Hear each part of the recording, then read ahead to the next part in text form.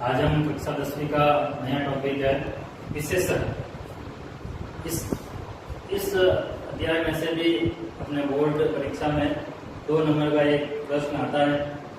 तो सर्वप्रथम मैं आपके सामने ये 4 उदाहरण आपको प्रस्तुत कर रहा हूँ। सबसे पहला उदाहरण है राजेश बुद्धिमान विद्यार्थी है। दूसरा है इस खेत में 5 बकरियां चल रही हैं।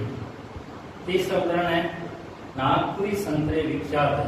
और चौथा है इस गिलास में थोड़ा सा पानी है। इन 4 उदाहरणों को समझते हुए हम आज के टॉपिक को आगे बढ़ते हैं, आगे इसकी रूपरेखा हम प्रस्तुत करेंगे। तो यहाँ एक उदाहरण है कि राजेश बुद्धिमान विद्यार्थी है। तो उस राजेश नाम का जो लड़का है, विद्यार्थी है, उसकी विशेषता है कि वो कैसा बालक है, बुद्धिमान है। फिर दूसरा वाक्य कि इस खेत में 5 बकरियां चल रही हैं। तो इस खेत की ओर एक इशारा करता हुआ कोई व्यक्ति कह रहा है कि उस जो खेत है उसके अंदर 5 बकरियां, इन बकरियों की विशेषता बता रहे हैं कि वो क्या है, 5 चढ़ने की उसकी संख्या का यहाँ पे ज्ञान हो रहा है। यानी उसकी विशेषता है कि कितनी चल रही है, तो यहाँ बताया जाता है 5 चल रही है। फिर तीसरा वाक्य है कि नागपुरी संतरे विख्यात हैं। तो यहाँ एक संतरा एक वस्तु है, उस वस्तु है कि वो कहाँ की विख्यात है, कहाँ की प्रसिद्ध है। तो यहाँ बताया कि वो जो नागपुर नामक स्थान है वहाँ के संतरे हैं पूरे विश्व में, जहाँ लोग खाते हैं, ज्यादा उसको मानते हैं। फिर चौथा वाक्य है उस गिलास में थोड़ा सा पानी है। तो यहाँ पर भी यानी ये गिलास है, गिलास के और संकेत क्या होगी, वो गिलास बड़ी है, उस गिलास के अंदर पानी की जो मात्रा है थोड़ी सी है। तो पानी की विशेषता क्या किया जा रहा है, थोड़ी सी है, उसकी मात्रा के बारे में ज्ञान हो रहा है। तो यहाँ पर कोई न कोई यानी जैसे राजेश की विशेषता बताई जा रही है, खेत की विशेषता बताई जा रही है, बकरियां जो प्राणी हैं उनकी विशेषता बताई जा रही है कि वो 5 हैं, संतरे जो वस्तु है उसकी विशेषता बताई जा रही है कि वहाँ के प्रसिद्ध है। और भी जगह संतरे होते हैं, भारत के अनेक कोने में संतरे पाए जाते हैं, लेकिन सबसे ज्यादा विख्यात है तो कहाँ के, तो संतरे के भी नामक एक स्थान की विशेषता बताई जा रही है। फिर पानी जो भी एक तरल पदार्थ है उसकी भी विशेषता बताई जा रही है। ये गिलास एक वस्तु है, उसकी भी विशेषता। तो यहाँ पर ये जो इतनी सारी वस्तुएं, वस्तुएं क्या है, वस्तुएं एक संज्ञा है। तो संज्ञा की उनकी विशेषता बताई जा रही है। तो यहाँ हम परिभाषाओं को पढ़ रहे हैं, परिभाषा को पढ़ते हुए हम ये याद कर सकते हैं कि हमने जो उदाहरण प्रस्तुत किए हैं उन उदाहरणों को हम आराम से इस परिभाषा के आधार पर समझ सकते हैं। तो परिभाषा पढ़ते हैं। परिभाषा में क्या है, संज्ञा या सर्वनाम की विशेषता बताने वाले शब्दों को विशेषण कहते हैं।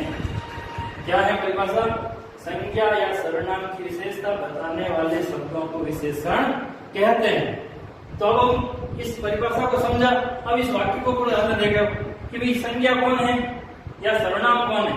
तो यहाँ एक राजेश है, वो संज्ञा है, विद्यार्थी है, वो भी संज्ञा है। तो यहाँ विद्यार्थी की विशेषता क्या है कि वो विद्यार्थी क्या है, बुद्धिमान है। तो हमें इस परिभाषा के आधार पर हम बता सकते हैं कि इस वाक्य में विशेषण कौन सा है। तो बुद्धिमान जो शब्द है वो एक विशेषण शब्द है, वो उस विद्यार्थी राजेश नाम के विद्यार्थी की विशेषता बताई जा रही है। तो इस परिभाषा को हम इस उदाहरण के माध्यम से आराम से इसको क्या कर सकते हैं, समझ सकते हैं। मैंने ये उदाहरण यहाँ इसी का वाक्य बताए हैं कि विद्यार्थी कैसा है, बुद्धिमान। अब वापिस देखो, ये वापिस इसी को उदाहरण को लेते हैं, संज्ञा सर्वनाम की विशेषता बताने वाले शब्दों को विशेषण कहता है। इस उदाहरण के आधार पर तो खेत एक स्थान है, संज्ञा पढ़ी होगी प्रारंभ की कक्षा में, छोटी कक्षा में संज्ञा पढ़ते हैं, किसी भी व्यक्ति, वस्तु, स्थान, गुण, दशा, अवस्था के नाम को संज्ञा कहते हैं। तो यहाँ ये खेत स्थान है, ये भी संज्ञा है। तो यहाँ खेत की क्या विशेषता है कि इस खेत की बहुत सारे खेत हैं, उस बहुत सारे खेत में से एक खेत का इशारा करते हुए व्यक्ति कहता है इस खेत के अंदर 5 बकरियां चल रही है। तो खेत नामक स्थान की विशेषता क्या है, तो इस यहाँ पे क्या हो गया, विशेषण हो गया। फिर बकरियां, ये भी प्राणी है। तो इन प्राणियों की विशेषता कितनी है, कितनी बकरियां चल रही है उस खेत में।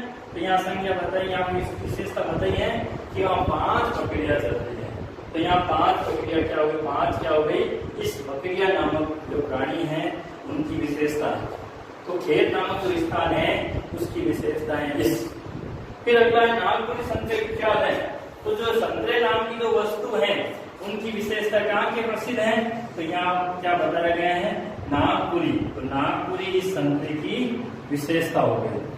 फिर उसी प्रकार गिलास नामक जो एक वस्तु है उसकी क्या विशेषता बताई जा रही है कि वो उस गिलास में, कौन से गिलास में, 5-7 गिलासें बड़ी है, उस 5 जो भी गिलासें हैं सामने दिख रही है किसी व्यक्ति को, तो वो कह रही है कि उस गिलास में जो है उसमें, तो उसकी ओर इशारा करते हुए, तो वो गिलास की विशेषता होगी उस।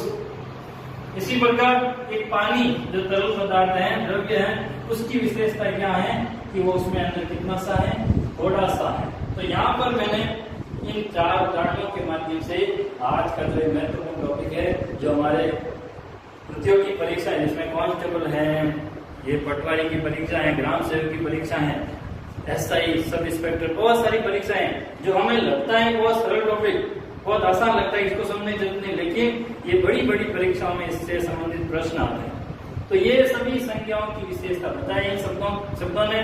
तो ये सभी ये शब्द कौन से शब्द हो गए, विशेषण शब्द हो गए। तो एक बार पुनः हम परिभाषा को समझते हैं और अभी मैंने उदाहरण के माध्यम से हम आसानी से इस हमारे छोटे से अध्याय को समझ सकते हैं। तो संज्ञा या सर्वनाम की विशेषता बताने वाले शब्दों को विशेषण कहते हैं। अब इनको कितने भागों में बांटा गया है, तो मुख्य रूप से इसको 5 भागों में विभक्त किया जा सकता है। अन्य किताबें कुछ 4 बताती हैं, लेकिन अधिकांश किताबें हमारे माध्यमिक शिक्षा बोर्ड की जो 9 से 12 तक की जो व्याकरण किताब है उसमें भी, पुस्तक में भी 5 प्रकार है। तो ये 5 प्रकार कौन कौन से हैं?